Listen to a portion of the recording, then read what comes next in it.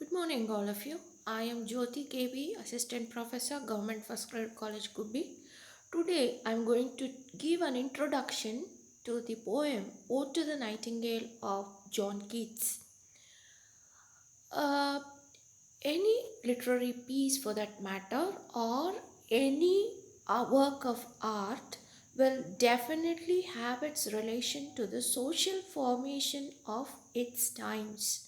ನಾನಿವತ್ತು ನಿಮಗೆ ಸೆಷನ್ 28ಅಲ್ಲಿ ode to the nightingale of John Keats ಅದರ ಬಗ್ಗೆ ಒಂದು ಪ್ರಸ್ತಾಪವನ್ನು ಮಾಡ್ತಾ ಇದ್ದೀನಿ, ಒಂದು ಇಂಟ್ರೊಡಕ್ಷನನ್ನು ಕೊಡ್ತಾ ಇದ್ದೀನಿ. ನಮಗೆ ಗೊತ್ತಿರುವ ಹಾಗೆ ಯಾವುದೇ ಸಾಹಿತ್ಯ ಕೃತಿ ಅಥವಾ ಯಾವುದೇ ಕೃತಿಯಾದರೂ ಕೂಡ ಆ ಕಾಲದ ಆ ಸಂದರ್ಭದ ರಿಯಾಕ್ಷನ್ನೇ ಆಗಿರುತ್ತೆ. ಅಂದರೆ ಆ ಕಾಲದಲ್ಲಿ ಸಾಮಾಜಿಕ ಪರಿಸ್ಥಿತಿ, ಸಾಮಾಜಿಕ ರಚನೆ ಹೇಗಿರುತ್ತೋ ಅದರ ಪರಿಣಾಮವೇ ಆಗಿರುತ್ತೆ, ಅದರ ಪ್ರತಿಸ್ಪಂದನೆಯೇ ಆಗಿರುತ್ತೆ. ಒಂದು ಸಾಹಿತ್ಯ ಕೃತಿ ಬರಬೇಕಾದ್ರೆ ಆ ಕಾಲದ ಪ್ರಭಾವ, ಆ ಕವಿತೆಯನ್ನು ಬರೆಯುವಂಥ ಕವಿಯ ಮಾನಸಿಕ ಸ್ಥಿತಿ, ಕವಿಯ ಮೇಲೆ ಆಗುವ ಪ್ರಭಾವಗಳು ಕೂಡ ಒಂದು ಸಾಹಿತ್ಯ ಕೃತಿಯ ರಚನೆ ಮಾಡುವಲ್ಲಿ ನಿರ್ಣಾಯಕ ಪಾತ್ರವನ್ನು ಕೊಡ್ತವೆ. ಸೊ ಇದನ್ನು ನಾನು ನಿಮಗೆ ಹೇಗೆ ಜಾನ್ ಕೀಟ್ಸನ ಓಡ್ ಟು ನೈಟಿಂಗೇಲಲ್ಲಿ ನಾವು ಆ ಕಾಲದ ಪರಿಸ್ಥಿತಿಯ ಬಿಂಬ ಕಾಣಿಸುತ್ತೆ ಅನ್ನೋದನ್ನು ನಾನು ನಿಮಗೆ ಹೇಳ್ತೀನಿ. ನಮಗೆ ಗೊತ್ತಿರೋ ಹಾಗೆ John Keats live during English romantic age. And what happen during romanticism, what was the social formation of this times ಅಂದರೆ French Revolution was in its zenith. There was high industrialism, and there were popular democratic movements. Romanticism ಕಾಲದಲ್ಲಿ French revolution ತನ್ನ ಜಿನೆತ್ ಅಂದರೆ highest ಪಾಯಿಂಟಲ್ಲಿ ಇತ್ತು. ಕೈಗಾರೀಕರಣ ಕೂಡ ತುಂಬ ಉನ್ನತ ಸ್ಥಿತಿಯಲ್ಲಿ revolution ಆಗ್ತಾ ಇತ್ತು. ಇಂಥ ಸಂದರ್ಭದಲ್ಲಿ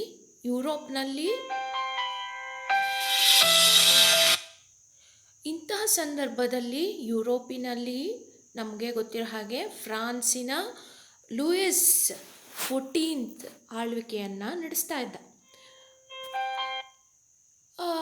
and common people were facing challenges for basic subsistence.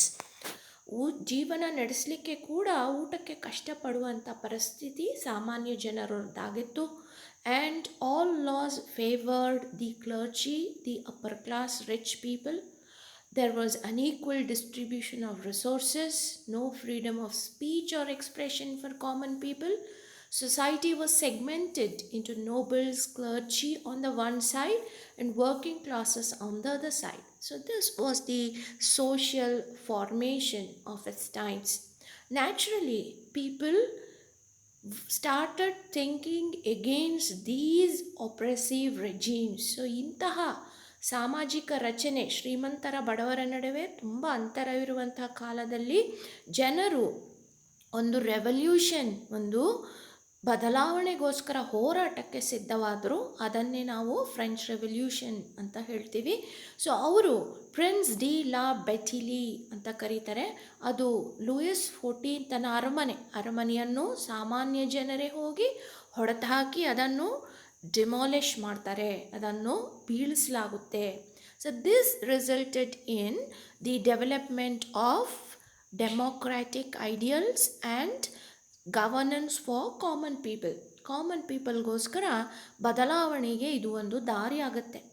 Now what was the influence of these monarchies, these dominant regimes on literature of its time? So ಆ ಕಾಲದಲ್ಲಿ ಸಾಹಿತ್ಯದ ಮೇಲೆ ಯಾವ ರೀತಿ ಈ ಮೇಲ್ವರ್ಗದವರ ಪ್ರಭಾವ ಕೆಲಸ ಮಾಡ್ತು ಅನ್ನೋದಕ್ಕೆ, ಲಿಟ್ರೇಚರ್ ವಾಸ್ ರೆಸ್ಟ್ರೈನ್ಡ್, ಸಾಹಿತ್ಯವನ್ನು ಹಿಡಿದಿಡಲಾಗಿರುತ್ತೆ.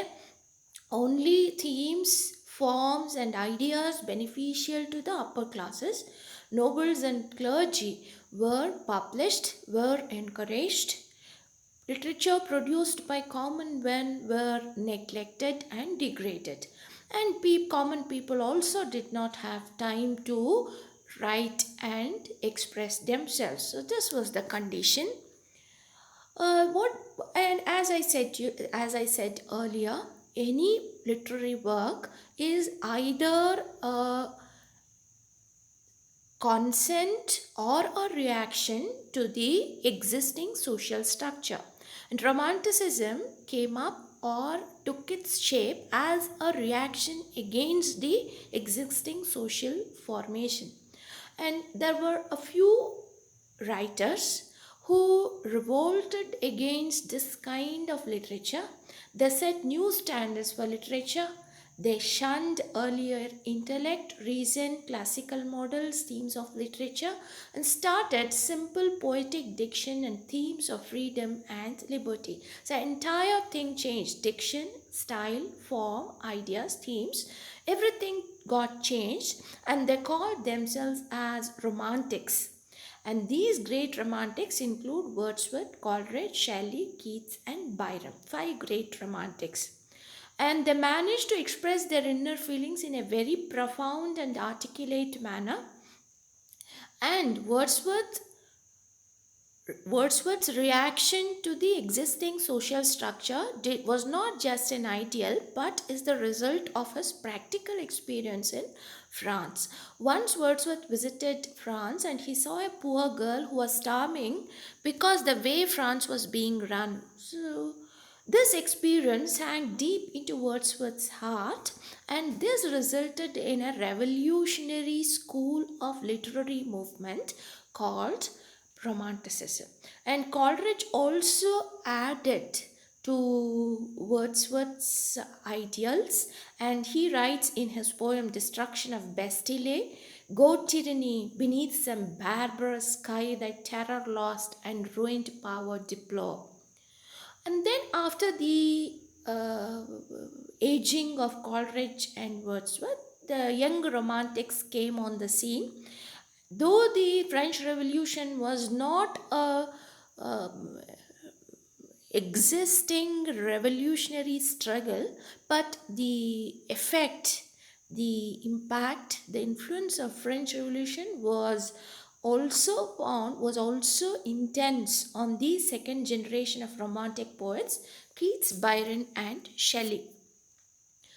And additionally, industrialization was also growing and it had its own demerits and disadvantages. There was large scale migration of rural workers to cities, large scale pollution of coal burning, pollution of water bodies, poor air, health problems made common life dull and miserable. So, in this situation, the Romantics tried to find a way out of the havoc caused by industrialization by taking the uh, support and taking the um, help of nature, and they started experiencing and started escaping into nature, escaping into the world of mysticism, supernatural element, gothic world, nostalgia, etc. And they escaped in different ways. Now, John Keats was also one among the romantics, so he escaped into the world of beauty. So he celebrated beauty in all of his poems, especially of beautiful objects in nature. So this was done especially to avoid the misery and sorrow of personal life as well as public life, which was affected by the Industrial Revolution. And John Keats was born in Moorgate, London on 31st October 1795. He became a junior house surgeon. He took his education. Though he started earning well as a doctor, he was very much interested in literary production. And one of his friends, Clark, introduces him to prominent literary figures of England of his times, Lake Hunt, who was close friend of Byron and Shelley, and Hunt called Shelley, Keats, and Reynolds as three young poets and called the literary group as the new school of poetry.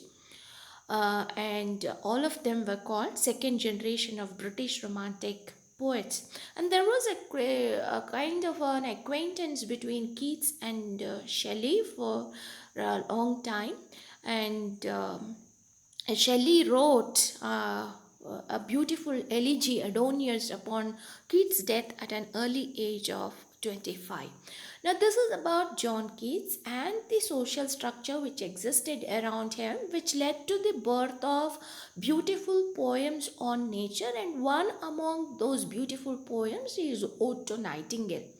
Now, it was written in 1819, and in the personal context, in the private arena of his personal life. Keats had just lost his brother Tom from tuberculosis. His mother was also a victim of tuberculosis, and he himself had started experiencing first symptom of the disease.